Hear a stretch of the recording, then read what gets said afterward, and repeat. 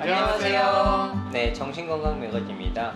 오늘은 여러분께 다소 생소한 주제일 수도 있지만 또 간혹 이런 얘기들 하시는 분들도 많아서 해리 증상에 대해서 말씀 좀 나눠보고자 합니다. 해리, 일견 되게 어려워 보이는데 다중인격 장애다 이런 영화들 많이 보셨을 거예요. 선생님들은 혹시 이런 해리 증상에 대해서 보신 게 좀 있으신지요? 우선 해리라고 하는 것은 인간의 방어기제 중 하나입니다. 어떤 방어기제냐?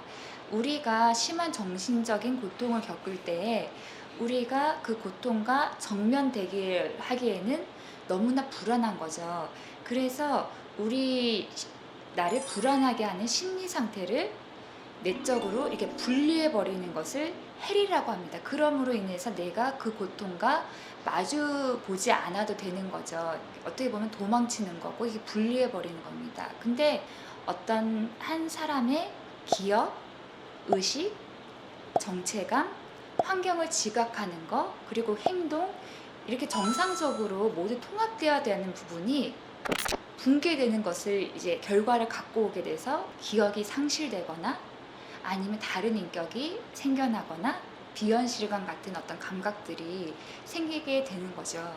여기 좀만 덧붙이자면 기억이 좀 이 두 가지 종류가 이렇게 굳이 분류하자면 사파적인 내가 어떤 걸 했는지 내가 누구인지 이런 거에 대한 이런 기억이 있는 반면에 또 우리가 자전거를 어떻게 타는지 요리를 어떻게 하는지 이런 어떤 내재적인 이런 기억도 있거든요. 요 내현화된 기억은 여전히 잊지 않고 할 수 있어요.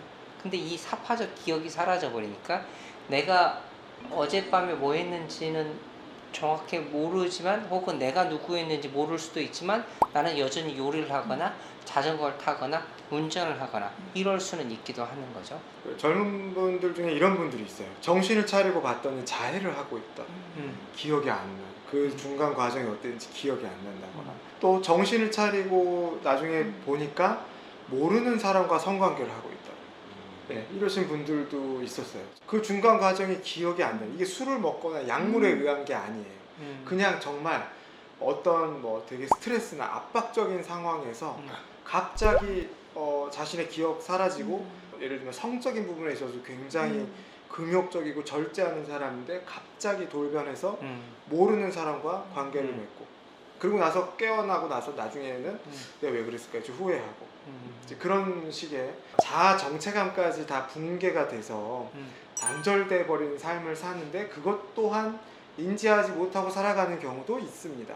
하지만 인지하고 불안에 떨고 컨트롤을 잃어버릴까 봐 불안한 사람도 있고 아주 경미한 감각의 이상에서부터 정체감의 이상까지 정말 스펙트럼이 넓은 그런 질환이라고 볼 수 있습니다. 또 한 가지 덧붙이자면 우리 소위 말하는 빙의 증상, 어떤 사회적 문화적 기준에서 이렇게 허용되는 범위를 넘어가느냐 여부도 이런 해리성 장애에서 중요한 판단 요소이기도 합니다. 그래서 어떤 경우에는 빙의 자체도 정신과적으로는 해리 증상으로 파악을 하기도 합니다. 빙의된 채로 사로잡혀서 보이는 이런 행동들이 어떤 이렇게 정신과적으로 의미가 있는 현상으로 저희는 파악하기도 하거든요. 실제로 어떤 다중인격은 저희가 영화상에서 많이 보는 기묘한 이야기 해서 집은 따로 있는데 자신은 다른 데서 근처에 혼자서 산다든지 이런 경우들이 실제적인 진단이 아닐까 싶고 저희가 진단을 내리기에는 쉽지 않은 상황들이죠. 왜냐하면 다중인격이라고 하는 분들은 진짜로 다 잊어버리기 때문에 그런 불편함을 모를 수 있어서 더 이상 오지 않은 경우들이 많이 있죠. 저는 정말 이 다중인격을 경험한 적이 있어요. 여고생이었는데 굉장히 소심하고 맨날 참고 자기 의견도 얘기 못하고 이런 친구였던 거죠.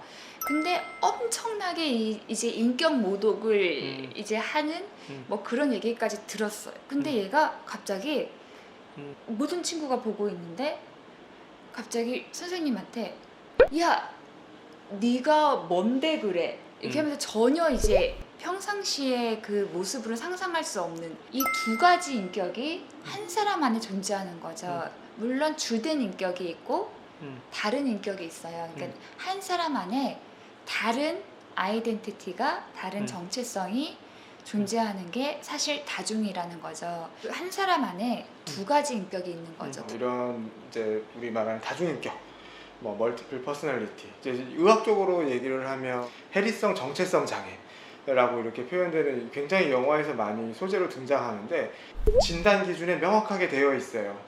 두 가지 인격이 서로를 인지하지 못한다라고.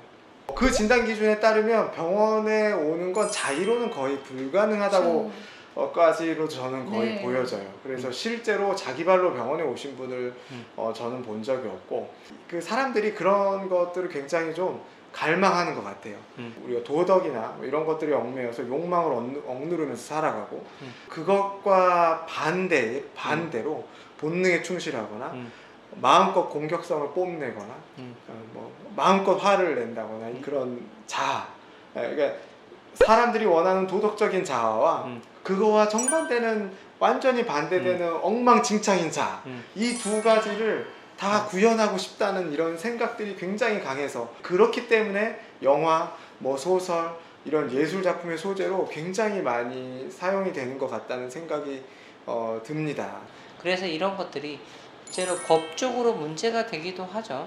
기억이 안 나요. 그런 상태에서 법적인 문제를 일으킨 다음에 이게 정말 해리성 문제가 일어났는지 여부를 다루는 것도 반드시 보통은 조금 상급 병원에서 어떤 이런 입원 과정을 통해서 확인을 해보는 경우들도 어쩌다가 좀 있을 수는 있겠습니다.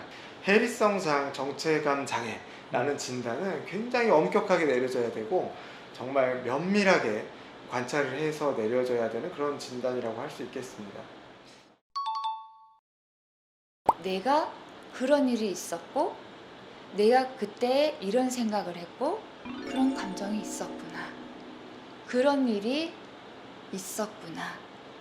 그래도 내가 이렇게 정상적으로 살려고 많이 노력했구나. 그 일이 일어났음을 받아들이게 도와주는 거. 이거를 이제 액트라고 하는 수용 전념 치료고, 또 어떤 정신역동학적인 치료를 하기도 하죠. 우울이나 불안이나 이런 드러나는 증상에 대해서는 약물 치료를 저희가 우선 정신과에서는 좀 시행을 합니다. 그리고 이제 이런 이제 해리 증상 혹은 어떤 통합되지 않은 정체성이나 이런 문제에 대해서는 대부분은 트라우마의 문제가 있다라는 것을 인지할 수 있도록 도와주고, 그리고 큰 스트레스나 이런 것들에 있어서 회피하지 않고 도망가지 않고 문제를 해결할 수 있게 옆에서 이제 보조적인 이제 정신과 의사가 그런 역할들을 해주고, 그렇게 해서 이 힘든 상황을 이 사람이 혹은 과거의 힘든 트라우마나 이런 부분들을 잘 자신의 하나의 부분으로 통합하고 받아들일 수 있게 도와주는 게 이런 해리 증상을 보이는 사람들에게 주로 하는 치료라고 생각하시면 되겠습니다. 궁금하신 게 있으면 댓글 달아주시고 다음에 더 좋은 영상으로 찾아뵙도록 하겠습니다. 이상 정신건강 백어진이었습니다. 안녕히 계세요.